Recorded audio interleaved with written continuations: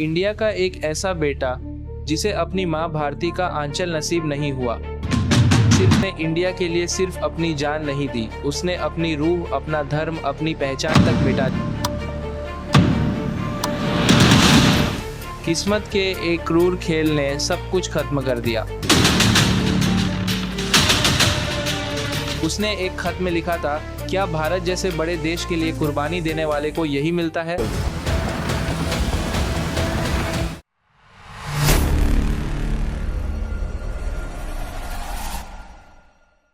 India का एक ऐसा बेटा जिसे अपनी माँ भारती का आंचल नसीब नहीं हुआ, क्योंकि वो दुश्मन की गोद में पल रहा था, दुश्मन के लिए ही जी रहा था। लेकिन उसने इंडिया के लिए सिर्फ अपनी जान नहीं दी, उसने अपनी रूह, अपना धर्म, अपनी पहचान तक मिटा दी और पाकिस्तान आर्मी का मेजर बन गया। ये कोई देशभक्ति की फिल्म नहीं है जहां आखिर में हीरो तिरंगा लेकर लौट आता है। ये एक ऐसी डार्क रियलिटी है जिसे सुनकर पत्थर का दिल भी पिघल जाए। एक ऐसी कहानी जिसे फाइलों के नीचे दफना दिया गया।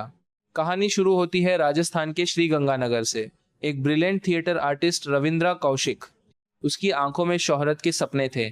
जब वो स्टेज पर आता तो लोग अपनी पलकें झपकाना भूल जाते थे, लेकिन उसके एक्टिंग के शौक ने उसे दुनिया का सबसे खतरनाक, सबसे अकेला रोल निभाने पर मजबूर कर दिया।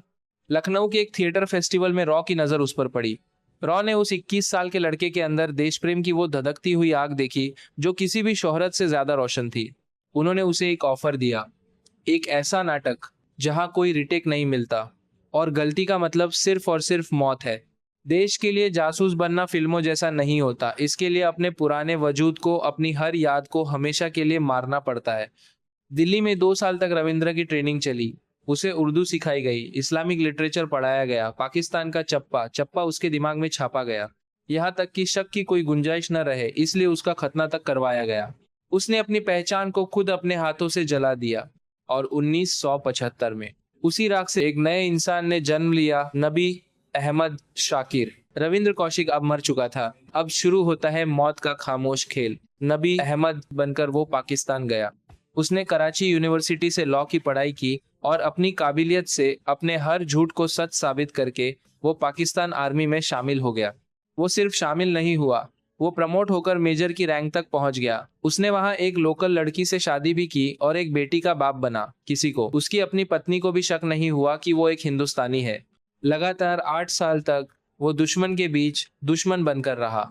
उसने पाकिस्तान आर्मी के सबसे खुफिया राज भारत की खुफिया एजेंसियों तक पहुंचाए। राजस्थान बॉर्डर पर पाकिस्तान के कई खतरनाक प्लान्स को उसने अकेले फेल कर दिया और हजारों भारतीय सैनिकों की जान बचाई। उसकी हर सांस, उसकी हर धड़कन सिर्फ जय हिंद गा रही थी। सब कुछ परफेक्ट चल रहा था। भारत सरकार ने उसे छुपकर नाम दिया था द ब्लैक टाइगर। पर 1983 में किस्मत के एक क्रूर खेल ने सब कुछ खत्म कर दिया। रॉ ने एक और एजेंट को पाकिस्तान भेजा जिसे रविंद्र से कांटेक्ट करना था, लेकिन वो पाकिस्तानी खुफिया एजेंसी आईएसआई के हत्थे चढ़ गया।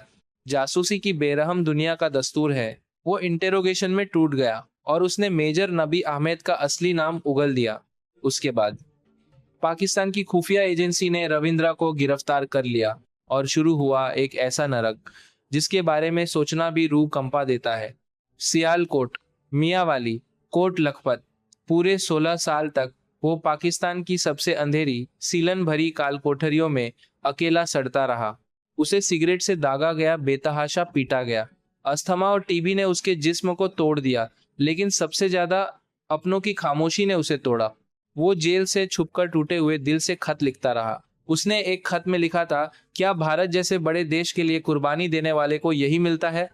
लेकिन अंतर्राष्ट्रीय राजनीति के बेरहम सच के सामने इंडिया उसे ऑफिशियली अपना नहीं सका।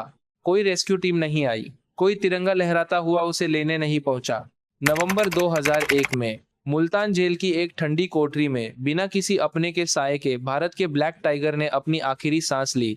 आज भी उसकी कब्र एक अनजान देश की एक अनजान मिट्टी में खो गई है, बिना किसी नाम के, बिना किसी पहचान के। कुछ लोग देश के लिए तिरंगा लहराते हुए शहीद होते हैं और कुछ अपनी पहचान मिटाकर तिरंगे के रंग में चुपचाप मिल जाते हैं।